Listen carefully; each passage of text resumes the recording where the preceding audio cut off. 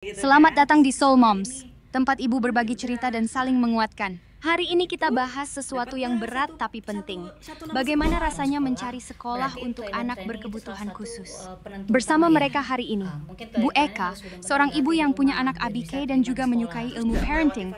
Bu Gema, seorang ibu yang menyukai isu soal kesehatan mental health. Bu Siska juga pengusaha suplemen kesehatan dan seorang ibu dengan kepedulian besar soal pendidikan anak. Yuk, kita mulai intro.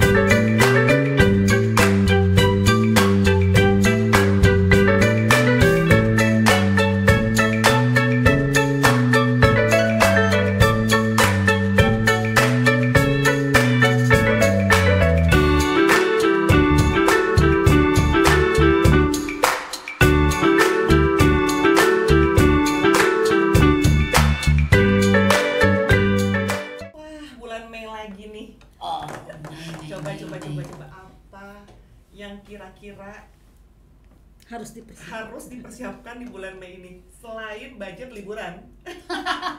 Bukan ya, belum. Yang di kepala liburan sih. Liburan Padahal sih. Anak-anak masih ujian loh, Cin. Oh iya benar ya.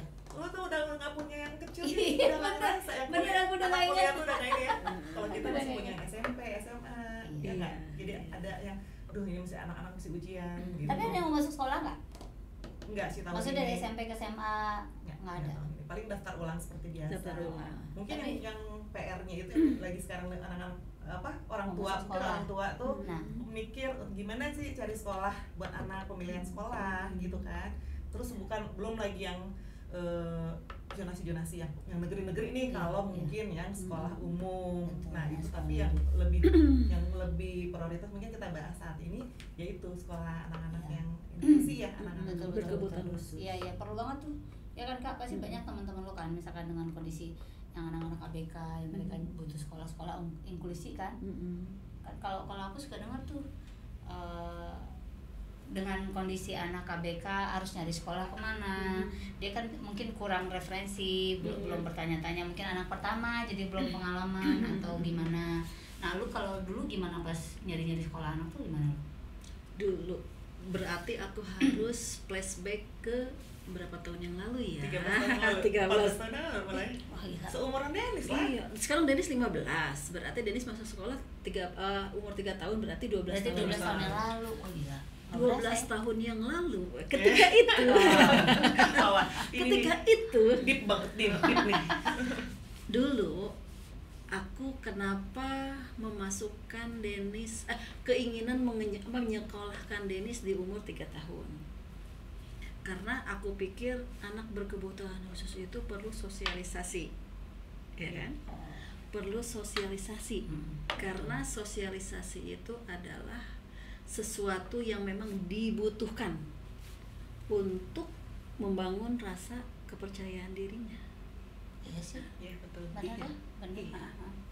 Karena kebetulan Dennis itu dari bayi memang saya nggak pernah menyembunyikan, selalu dibawa-bawa kemanapun saya pergi, ya kan.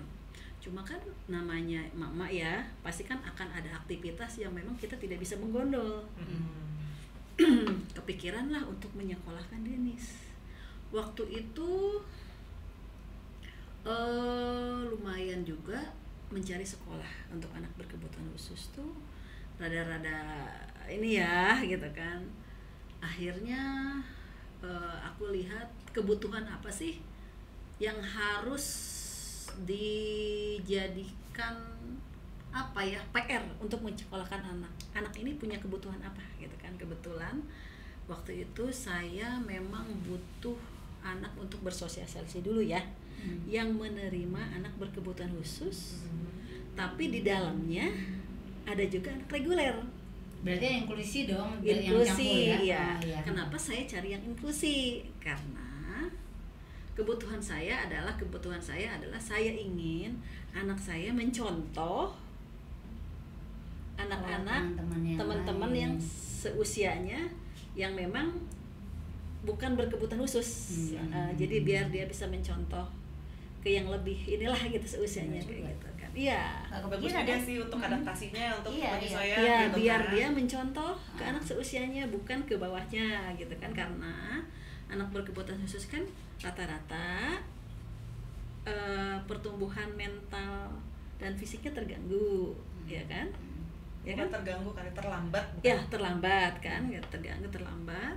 Jadi aku pengen menyekolahkan anak di lingkungan yang inklusif gitu kan, biar dia bisa melihat contoh yang pada umumnya gitu kan. Lumayan itu keluar masuk mencari sekolah. Berapa lama lu nyari sekolahan tuh? Nyari dari sekolah satu, sekolah lain, kan yang pasti browsing dulu kali ya, nanya-nanya, terus Dan habis itu hunting juga kan, iya, pasti. hunting satu sekolah. Lumayan ada kali ya 6 kali ya, 6 sekolah. Tapi waktu itu belum keluar masuk sekolahnya, hanya baru sebatas informasi ke teman-teman. Alhamdulillah aku punya teman yang di lingkungan yang AA-nya Denis, kakaknya Denis, ya kan, dan kebetulan juga punya anak berkebutuhan khusus. Iya. Cari info lewat beliau. Oh, di sini, cina gitu kan. Coba ke sini katanya gitu kan, ke sekolah ini. Oh, ya udah. Nah, udah gitu dapat satu nama sekolah, Terus udah gitu qadarullah juga alhamdulillah dipertemukan sama salah seorang orang dalam dari pihak sekolah tersebut di acara anak-anak berkebutuhan khusus. Ngobrol lah gitu kan, coba aja ke sini gitu kan, saya kasih kontak personnya, kita datang ke sana, seneng tuh lingkungannya, suasananya. Denis dibawa kan Denis langsung suka. ya, karena kalau aku menyekolahkan anak bukan hanya akunya yang suka, Anaknya nyaman dulu, anaknya di nyaman lingkungan apa itu. enggak gitu, anaknya nyaman enggak gitu kan. Masuk ke sana, ya anak umur 3 tahun lah ya, seperti apa kan gitu, ada kelengger-kelengginya gitu kan, ada ya di lingkungan yang baru gitu kan. Waktu itu kan Denis masih umur 3 tahun tuh masih explore. Setiap kali dia dapat lingkungan baru tuh gak bisa diem, muir lah gitu kan. Muir tuh apa? Nah, eta tah muir teh tidak Dia cicing. mulai keluar. Tolong ya teman-teman, kalau nggak ngerti boleh ditanyakan. Muir itu apa? Muir tadi juga nggak tahu muir Muir itu adalah tidak cicing. terdai cicing. Tahun deh tah.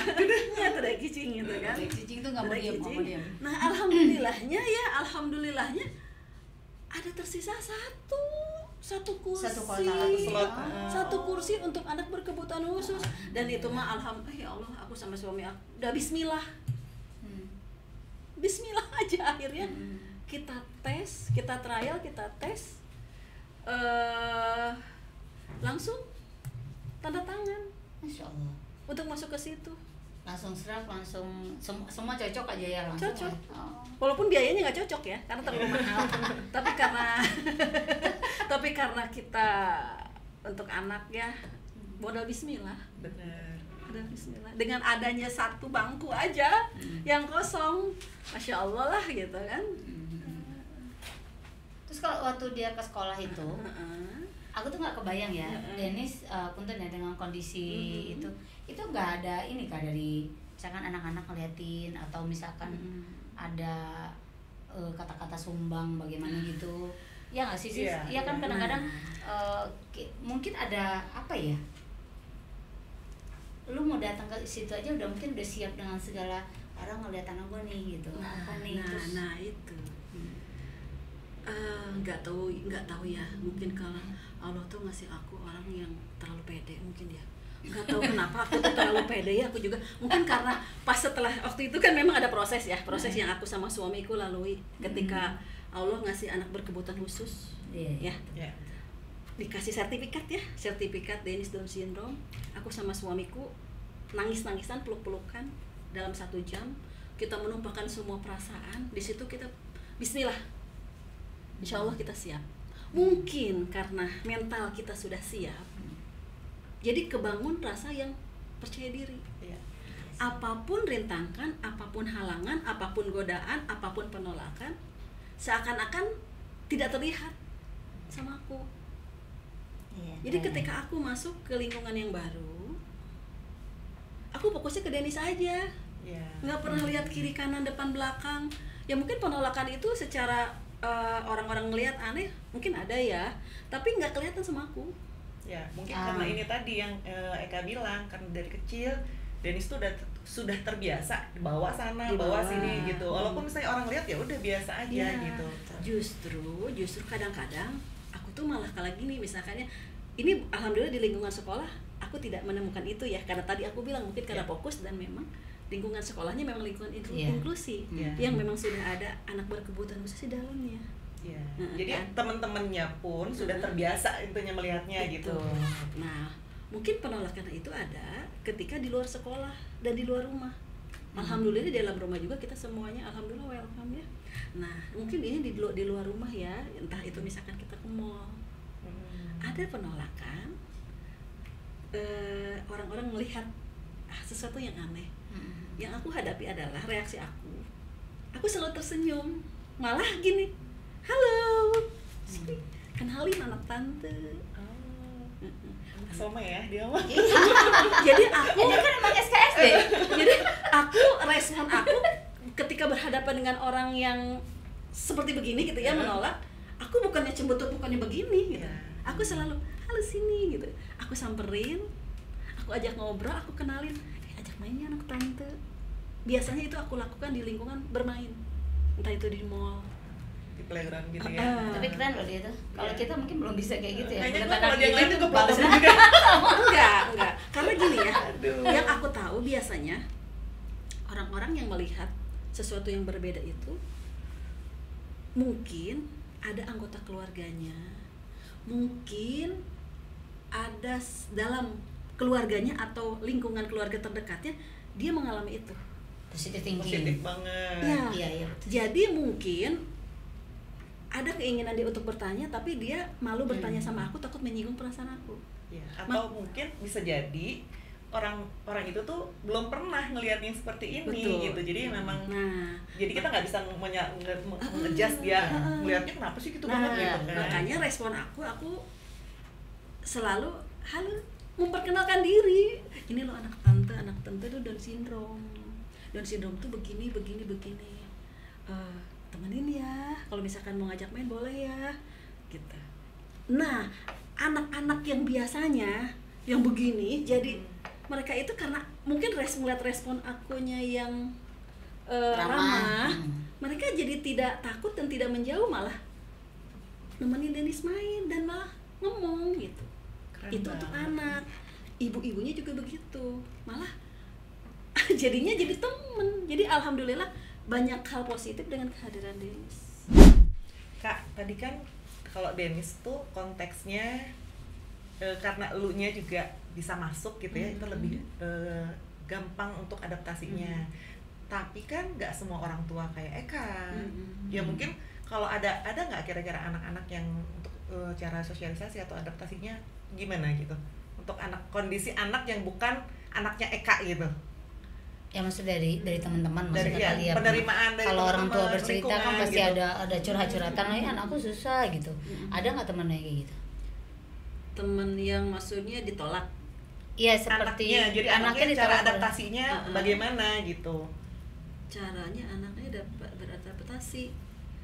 Maksudnya maksud di lingkungan baru di sekolah atau di gimana? Sekolah yang waktu sekolah di awal. Sebetulnya ya itu, bukan gampang ya, sebetulnya orang tua lebih membuka diri aja gitu kan, membuka diri, menerima. Kita harus sudah siap dengan respon-respon yang terjadi apabila anak kita mendapatkan penolakan. Ya itu kita harus positive thinking. Berarti ada yang mendapat penolakan berarti? Iya banyak lah. Terus kalau daftar sekolah, kalau lu kan termasuk lancar tuh daftar sekolah ya. Dia kesini langsung diterima dan Dennis langsung cocok, suami istri cocok. Nah ada nggak sih teman-teman lu yang misalkan mau daftar sekolah sampai bolak-balik tidak diterima dengan alasan-alasan tertentu? Mungkin ya itulah susahnya kita itu kekurangan sekolah yang inklusi ya di Bandung tuh ya. Memang ada program pemerintah. Oh iya sih. Semua harus Semua inklusi, sekolah negeri kan ya harus kan? inklusi sekian. Cuma kan tidak semudah itu.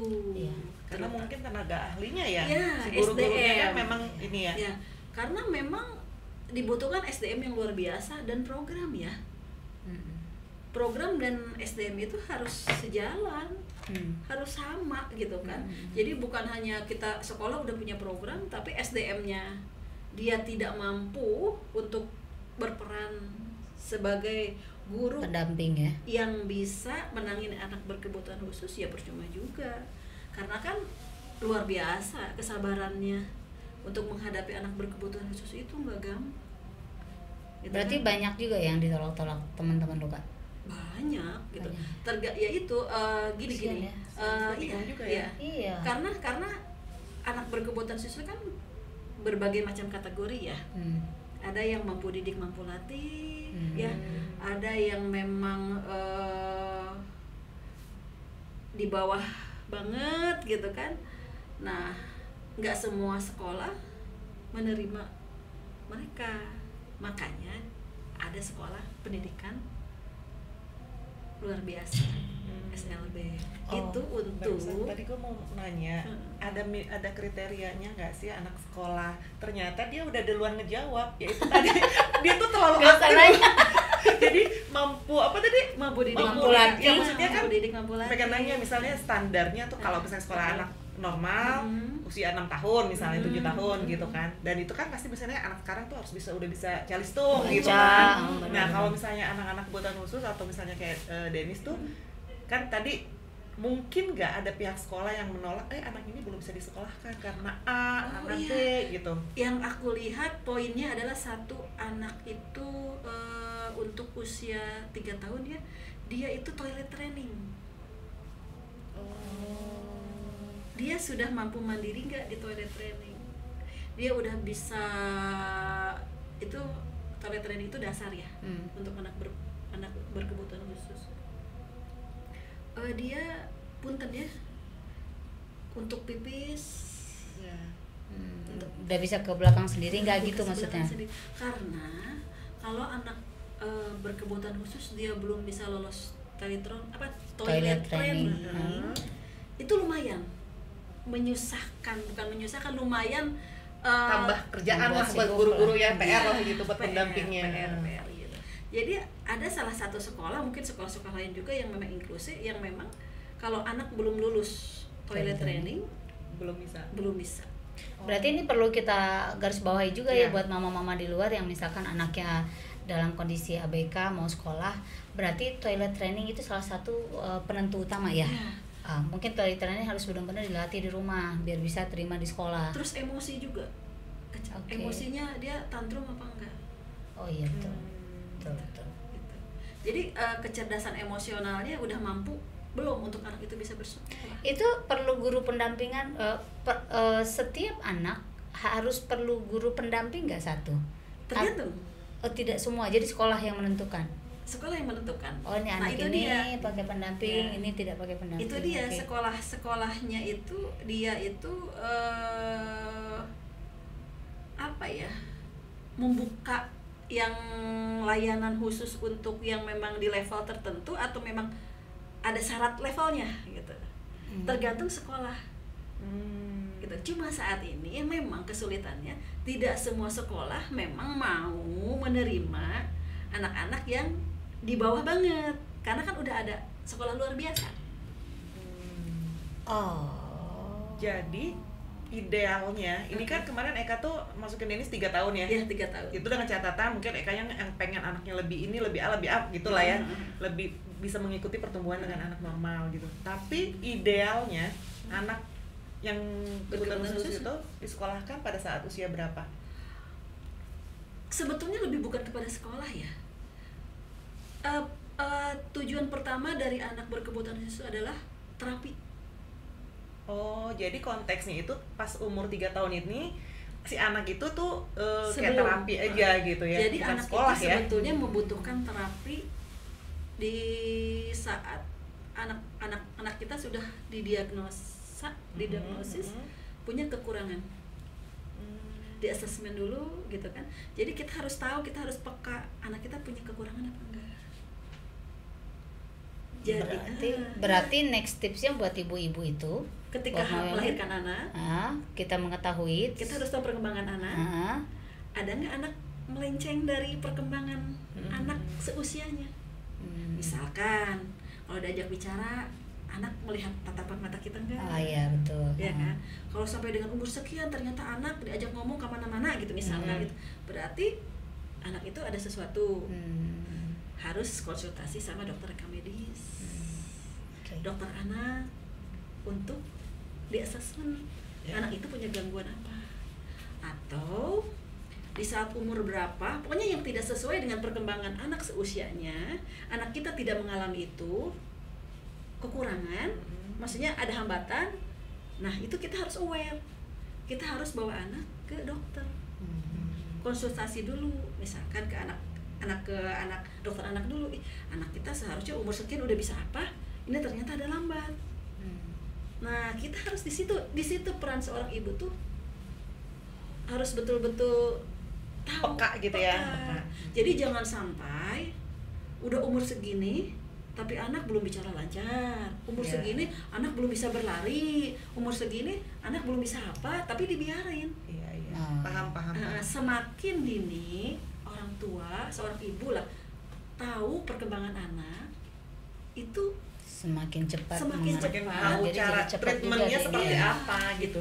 Jadi gue jadi inget nih, anak gue kan cewek cowok ya, di tengah-tengah cowok. Nah anak cewek itu belum setahun tuh udah bisa jalan, udah bisa ngomong, udah bisa pokoknya udah bisa pipis misalnya ke toilet sendiri gitu ya. Anak cowok, kalau si anakku yang kedua si abang tuh jalan kan telat banget ya, udah setahun, udah hampir lebih dari setahun gitu, sampai sempat ngomong sama nyokap, mah ini si anakku bisa jalan, amit-amit aja bilang menjalik. Tapi maksudnya ya itu lagi mungkin tadi jadi terjawab ya, karena pertumbuhan anak-anak tuh masing-masing berbeda. Jadi harus ada ambang ininya, tapi tetap ada batasannya gitu, karena tadi udah ada standarnya, mungkin anak usia segini tuh harus udah bisa A, B, C gitu ya. Betul. Jadi biar mungkin buat ibu-ibu di luar sana yang baru punya anak satu, atau mungkin nanti pengalaman ada yang case yang sama gitu, jadi harus hal-hal perlu diperhatikan itu yang mungkin yang detail dulu nih, misalnya kayak tadi toilet training, anak tuh udah bisa lepas pampers nggak, udah bisa lepas dot nggak gitu. Karena aku juga jadi ingat lagi nih, si adek tuh si bungsu kan TK ya di sini lah, kebetulan itu kayaknya satu yayasan sama yang sekolah Eka. Nah itu tuh nanya, sementara anak ini cuma ngedotnya itu si adek tuh pada saat mau tidur, entah malam entah siang, tapi memang masih suka ngedot, bikin susu di dot gitu. Ya waktu itu kan saya ya udahlah biarkan saja gitu kan, tuh anaknya biar anaknya tidur gitu. Taunya itu dari pihak sekolah tuh nggak boleh, Bu, dilepas ya Bu. Jadi diusahain anaknya minumnya pakai gelas, kalau misalnya nggak mau pakai sedotan gitu. Jadi mungkin tahapan-tahapan seperti itu saya juga tahu itu di kondisi anak ketiga loh. Coba bayangkan Mams, anaknya udah 3 baru ketemu kayak seperti itu gitu. Sebetulnya ya kayak jedot itu tuh membantu merangsang gitu kan, spis delay segala macem. Terus anak makan sendiri gitu kan, itu semuanya terapi sebenarnya. Jadi kita bisa jadi kadang-kadang gini ya, ibu-ibu yang pengen cepet anak disuapin. Oh iya betul. Padahal terus malas berantakan. Padahal berantakan tuh. Padahal sebetulnya itu bagus buat perkembangan anak loh. Anak dibiarkan makan sendiri, nyomotin ini sendiri. Terus kayak gigitin buah tuh sampai belepot-belepotan gitu kan. Itu seharusnya dibiarkan gitu, bukan dibiarkan jadi berantakan kemana-mana, enggak, cuma maksudnya ada batasan. Jadi si anak tuh belajar gitu tuh sebetulnya ini loh. Jadi semakin kita peka dengan perkembangan anak, semakin ketahuan kekurangan anak kita apa, deteksinya semakin itu. Nah itu juga yang gue pernah cerita temen yang sekolah, anak-anak autis kebetulan gitu. Jadi mereka ada satu hari apa misalnya gitu ya, mereka tuh semua mau dari usia berapapun, karena kan di situ kan memang sekolahnya nyampur ya, sampai ada udah umur 14 tahun, dari umur 5 tahun gitu. Mereka diajarin merayap gitu loh Kak. Oh iya betul. Aku tuh sampai mikir, kok disuruh merayap sih gitu. Itu Ternyata merayap itu bagus. mungkin pada saat mereka kecil, apa kita sebagai orang tua juga mungkin nggak ngeh ya gitu, anak itu nggak melewati fase itu. Iya. Anakku juga begitu Itu dua-duanya. tiba-tiba tuh jalan aja, Iya, itu iya. anak perempuan. Kalau yang Anakku aku lihat dua-duanya gitu. anak perempuan tuh memang kayaknya lebih cepat pertumbuhannya gitu. Anak cowok tuh laki-laki apalagi itu ya ngerayapnya juga lambat gitu, jadi kayak ngerondang ya Iya, iya, ternyata kalau dulu kita ih yang kena kotor aja gitu Iya, ya. benar. Nggak Terus sih, nanti gitu. bututnya hitam-hitam, udah jangan rangkak deh. Aku juga dulu gitu. Justru semakin Padahal- kotor tuh semakin Tapi nggak bagus. juga, dari segi kesehatan nggak boleh juga. Iya. Takutnya ada bakteri. Iya, iya. Tapi maksudnya gini, anak itu boleh dilepas dengan kondisi Ya, lingkungannya bersih, dibikin higienis gitu. Ya, lah. semuanya ada batasan. Betul. Ya. Paham sih, kebayang. Duh, serba-serbi ibu ya, ternyata. Jadi ini kita udah dapat ya, ada 2 tips. Yang pertama kalau mencari sekolah buat anak-anak dengan kebutuhan khusus, yang pertama dia tadi toiletrisnya tolong di toilet trainingnya ya mungkin kita harus prepare di rumah, disiapkan, dilatih sedemikian rupa. Yang kedua, cari sesuai dengan kebutuhan anak ya. Kenyamanan anak, kenyamanan orang tua, dan kebutuhan anak kita tuh butuhnya apa, ada tidak di sini. Kalau tidak, kita cari yang lain. Anak kita bisa nggak dengan ya sekolah akan asesmen dan segala macam, anak nggak bisa nih di sini. Jangan berkecil hati pula, karena mungkin kalau kita paksakan kasihan anaknya. Jadi benar juga tuh ada 2 hal yang penting ya menurut aku ya, yang tadi Eka sampaikan ya. Itu sih, itu apa lagi ya kira-kira yang perlu diperlukan nggak, yang perlu diperhatikan Untuk cari sekolah ya. Ya itu cari sekolah intinya adalah cari sekolah buat anak berkebutuhan khusus itu nggak mudah. Kalau misalkan kita akhirnya nggak dapat sekolah anak berkebutuhan khusus, kalau kata aku mah ya lebih tip and triknya adalah kita biar anak, misalkan anak ke sekolah, waktunya sekolah, tapi bukan berarti juga anak kita disuruh diam di rumah terus tanpa ada kegiatan. Jangan. Jadi tetap ikutin terapi sesuai dengan kebutuhan dia, dan lebih sering anak ajak sosialisasi. Entah itu kalau ada acara di mana diikutin, pasti kan ada komunitas-komunitas yang ngadain acara gitu ya, acara anak-anak itu diikutin. Pokoknya jangan dibiarkan anak di dalam rumah aja. Jadi tetap bersosialisasi, sambil tetap kita juga jangan patah semangat terus cari sekolah. Barangkali mungkin ada sekolah yang sesuai dengan kebutuhan anak kita, tapi udah penuh kuotanya. Nah itu bagaimana tuh? Ya, kalau gitu gimana Nunggu dong. Kita nunggu, tetap kita masukin daftar kita. Nggak apa-apa kita masukin waiting list, namanya juga usaha kan gitu. Jadi kita jangan pernah menyerah dengan satu penolakan. Kita tetap harus berusaha dengan cari kesempatan lagi. Atau mungkin bisa dari waktu nggak sih Kak? Misalnya gini, kalau sekolah itu pembukaan pendaftaran tuh kita di awal langsung daftar gitu, itu ngaruh nggak di waiting list yang tadi? Ya bisa, nitip itu, nitip. Iya lah, kalau daftar. swasta kan biasanya Ya. gitu tuh, dari November, Desember, jangan kan bicara Mei ya. Sebelum Januari itu mereka udah buka kan, kita udah bisa waiting list kan. Iya, kita pokoknya udah nitip data anak kita aja.